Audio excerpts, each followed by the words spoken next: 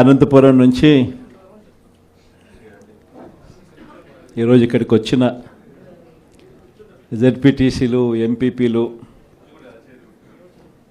Municipal చైర్మన్లు, ఇంకా పార్టీకి సంబంధించిన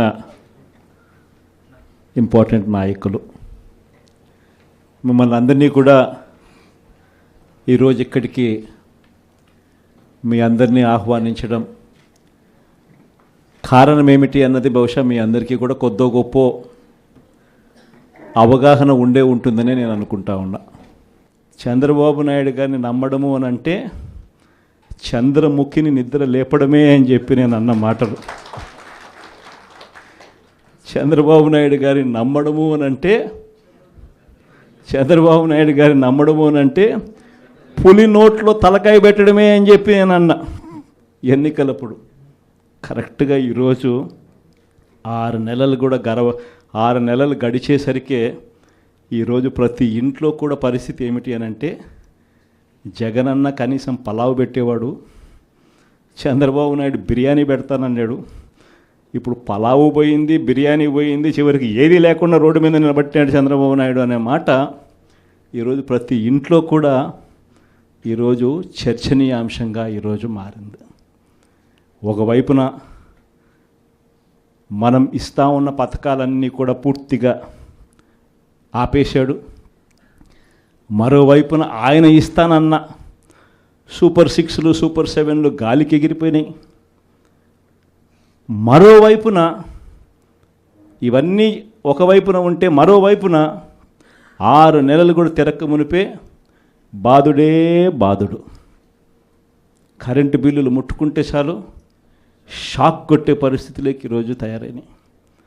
15,000 కోట్ల రూపాయలు 6 నెలలు తిరక్కే 15,000 కోట్ల రూపాయలు ప్రజల నెత్తిన కరెంటు బిల్లులు షాకుల రూపంలో వేయగలిగిన పాలకుడు ఎవడైనా ఉన్నాడు అని అంటే అది నిజంగా ఒక చంద్రబాబు నాయుడు మాత్రమే ఇలాంటి దుర్మార్గాలు చేయగలుగుతాడు. మూడో వ్యక్తి ఎవడు చేయలేని పరిస్థితి. ఆ లెవెల్లో బాధుడు. మరోవైపున చూస్తే ఈ బాధుడుకు తోడు సూపర్ 6లు, సూపర్ 7లు అమలు చేయకపోవడానికి తోడు మనం ఇస్తా ఉన్న పథకాలన్నీ కూడా ఇవ్వకుండా వదిలేసినకు దానికి తోడు, వీటి అన్నిటికీ తోడు ఇంకా ఏం జరుగుతూ ఉంది? చంద్రబాబు నాయుడిని ఎవరైనా ప్రశ్నిస్తే చాలు ఆ ప్రశ్నించే స్వరాన్ని అనగదొక్కుతూ రెడ్ బుక్ రాజ్యాంగం ఈరోజు ఎక్కడ పడితే అక్కడ గ్రామ స్థాయి నుంచి కనిపిస్తూ ఉంది. ఇన్ని విపరీతమైన పరిస్థితుల మధ్య స్కాముల మీద స్కాములు జరుగుతూ ఉన్నాయి.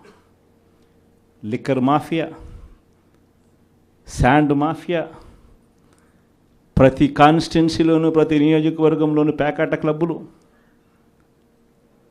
ఇవన్నీ కాక ఏ నియోజకవర్గంలో అయినా కానీ మీకు ఒక ఫ్యాక్టరీ ఉండి ఆ ఫ్యాక్టరీని నడుపుకోవాలన్నా, లేదా మీ నియోజకవర్గంలో ఏదైనా మీరు మైనింగ్ చేసుకోవాలన్నా, ఏది జరగాలన్నా కూడా ఎమ్మెల్యే దగ్గరికి వెళ్ళి ఎమ్మెల్యేకి డబ్బులు ఇస్తే తప్పు నుంచి ఈరోజు జరగని పరిస్థితి.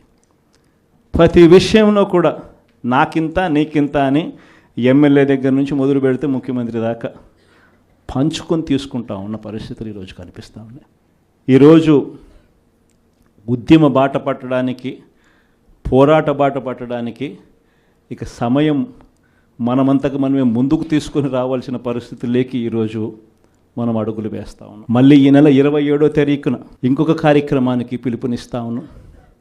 ఈ కార్యక్రమం కరెంటు బిల్లుల మీద షాక్ కొట్టే విధంగా ఏకంగా 15,000 కోట్ల రూపాయలు బాధుడు అనే కార్యక్రమానికి చంద్రబాబు నాయుడు గారు శ్రీకారం చుట్టారు.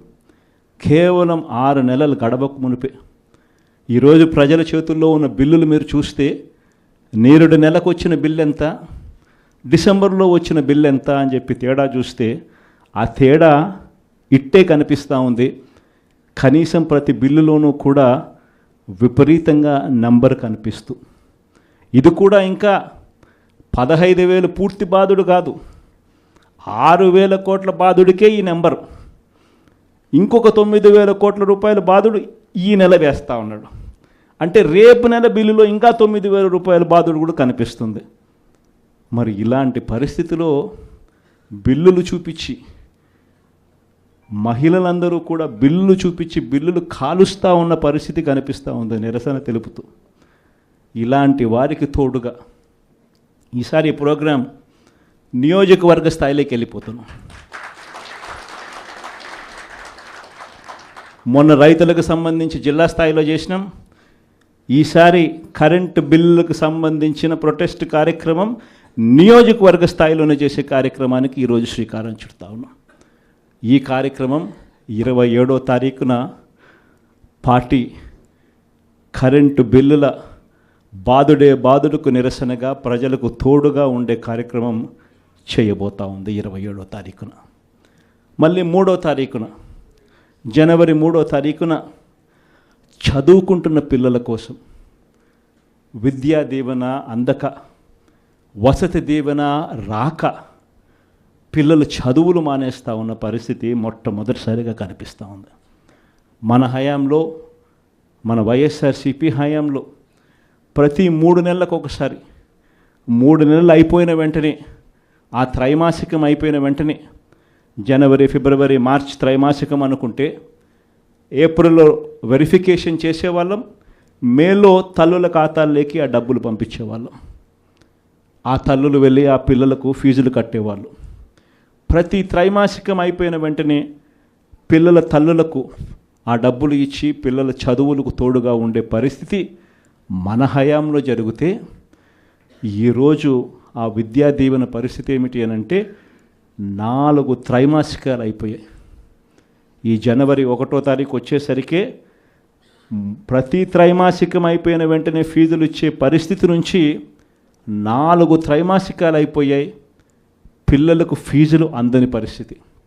మొత్తంగా ఈ ఫీజులకు సంబంధించి 4 త్రైమాసికాలకు సంబంధించిన విద్యా దీవెన దాదాపుగా 2,800 కోట్ల రూపాయలు, వసతి దీవెన కింద మరో 1,100 కోట్లు, దాదాపుగా 3,900 కోట్ల రూపాయలు పిల్లల చదువులకు, పిల్లలకి డబ్బులు రాక పిల్లలు ఈరోజు ఇంజనీరింగ్ మానేస్తూ ఉన్న పరిస్థితి, డిగ్రీ చదువుతూ ఉన్న పిల్లలు ఈరోజు చదవని పరిస్థితి, పనికి వెళ్ళాల్సిన పరిస్థితిలో ఈరోజు పిల్లలు ఉన్నారు. కాలేజీ యాజమాన్యాలు బిల్లులు కట్టమని చెప్పి పిల్లలను గట్టిగా అడుగుతూ ఉన్నాయి. డబ్బులు కట్టలేని పరిస్థితిలో పిల్లలు చదువులు మానేస్తూ ఉన్న పరిస్థితులు. వీళ్లకు తోడుగా ఈ పిల్లలకు అండగా జనవరి 3వ తారీఖున మళ్ళీ ఈ ప్రోగ్రాం జిల్లా సెంట్రిక్గా చేద్దాం. జిల్లా సెంట్రిక్గా మళ్ళీ ఈ ప్రోగ్రాం జనవరి 3వ తారీఖున పిల్లల కోసం, పిల్లలకు తోడుగా ఉండేట్టుగా చేసే కార్యక్రమం ఈ కార్యక్రమం. ఇలా ప్రతి అడుగులోనూ కూడా ప్రజలకు అవసరం ఉంది, ప్రజలు ఇబ్బందుల్లో ఉన్నారు, ప్రజల తరపున మనం గొంతు విప్పాల్సిన పరిస్థితిలో ప్రతిపక్షంగా మనం ఉన్నాం అన్నది ప్రతి ఒక్కరం కూడా గుర్తుపెట్టుకోవాలి. ఎవ్వరూ కూడా ఎక్కడా కూడా భయపడద్దండి. ఏమున్నా కానీ ఢీకొందాం. మీ అందరికీ పార్టీ తోడుగా ఉంటుంది. మీ జగనన్న మీకు అందరికీ అండగా ఉంటాడు అన్నమాట చెప్తాను. మొన్న సాగునీటి సంఘం ఎన్నికలు జరిగాయి. అది ఎందుకు ఎన్నికలు జరుపుతారో నాకే తెలియడంలా. ఎన్నికలు జరిగేసరికి ఒక ప్రజాస్వామ్యబద్ధంగా నువ్వు ఎన్నికలు జరిగేట్టుగా అయితే జరపండి ఎన్నికలు. అంతే తప్ప నుంచి నువ్వు నీ రైతులకు, నీ వాళ్లకు మాత్రమే ఎన్ఓసీలు ఇస్తారు, ఆర్ నో డ్యూ సర్టిఫికెట్లు ఇస్తారు. నీకు వ్యతిరేకంగా ఉన్న రైతులు, మామూలు రైతులు, సామాన్య రైతులకు నో డ్యూ సర్టిఫికెట్లు ఇవ్వకూడదు అని చెప్పి నువ్వు డిసైడ్ చేసుకున్నప్పుడు ఎందుకు ఎన్నికలు జరుపుతారు? గ్రామ స్థాయిలో ఇవ్వాల్సిన, సచివాలయ స్థాయిలో ఇవ్వాల్సిన విఆర్ఓలు, సచివాలయ స్థాయిలో ఇవ్వాల్సిన నో డ్యూ సర్టిఫికెట్లు సచివాలయ స్థాయిలో ఇవ్వకుండా మండల స్థాయిలోకి వాళ్ళందరినీ తీసుకొని వెళ్ళి ఆ సచివాలయాల్లో ఎవరు విఆర్ఓలు లేకోకుండా మండలాల్లో ఉండేట్టుగా చేసి పోలీసులను కాపలా పెట్టుకొని చేతులు పైకెత్తించి ఎన్నికలంట. ఎందుకు ఈ ఎన్నికలు జరుపుతారు? అది జరిగించి ఆ రకంగా ఎన్నికలు బుల్డోజ్ చేసి రైతులందరూ సంతోషంగా ఉండారు అని అంటారు. నిజంగా రైతులు సంతోషంగా ఉండారా లేదా అన్నది తెలియాలి అని అంటే ఒక్కసారి రాజీనామాలు చేసి బయటికి రండి, అప్పుడు అర్థమవుతుంది. రైతులు సంతోషంగా ఉన్నారా, రైతులు సంతోషంగా లేరా, పెట్టుబడి సహాయం 20,000 ఏమైందని చెప్పి రైతులు అడుగుతూ ఉండేది అర్థమవుతుంది. ఉచిత పంటల బీమా ఏమైందని రైతులు అడుగుతూ ఉండేది అర్థమవుతుంది. ఆర్బీకేలు ఎందుకు సరిగ్గా పనిచేయడం లేదని చెప్పి రైతులు అడుగుతూ ఉన్నది అర్థమవుతుంది. ఇవన్నీ అర్థం కావాలి అని అంటే ప్రజాస్వామ్యబద్ధంగా ఎన్నికలు జరిగితే అర్థమవుతుంది. ఈ మధ్యకాలంలో ఇంకోటి కూడా అన్నారు, విజన్ 2047 అంట. అయ్యా 7 నెలల కిందట ఊదరగొట్టి నువ్వు నీ ఎల్లో మీడియా, మీ ఈనాడు, మీ ఆంధ్రజ్యోతి, మీ TV5 మీరంతా ఊదరగొట్టి మేనిఫెస్టో ఇచ్చినారు. ఆ మేనిఫెస్టోలో ఏం చెప్పినారు? 15,000 నుంచి మొదలు పెడితే 48,000 దాకా చెప్పుకుంటూ పోయినారు. వాటికి దిక్కు లేదు. 7 నెలల కిందట మేనిఫెస్టో అని చెప్పిన దానికి దిక్కుది లేదు. ఇంకా 2047 అంట. 2047 అంటే ఈయన వయసు ఎంత? ఈయన వయసు ఇప్పుడే 80 దగ్గర. ఇంకా 2047 ఎవడు ఉంటాడు, ఎవడు పోతాడు? 2047 అని చెప్పి ఒక విజన్ అంట, ఒక డాక్యుమెంట్ అంట. నిజంగా నాకు ఆశ్చర్యం అనిపిస్తుంది. అసలు విజన్ అంటే ఏమిటి? విజన్ అంటే ఏమిటి? నిజంగా మనిషి అభివృద్ధి బాటలో అభివృద్ధి బాటలోకి మనిషిని తీసుకొని పోవాలి అని అంటే ఆ అభివృద్ధి బాట ఏమిటి అని చెప్పేది విజన్ డాక్యుమెంట్.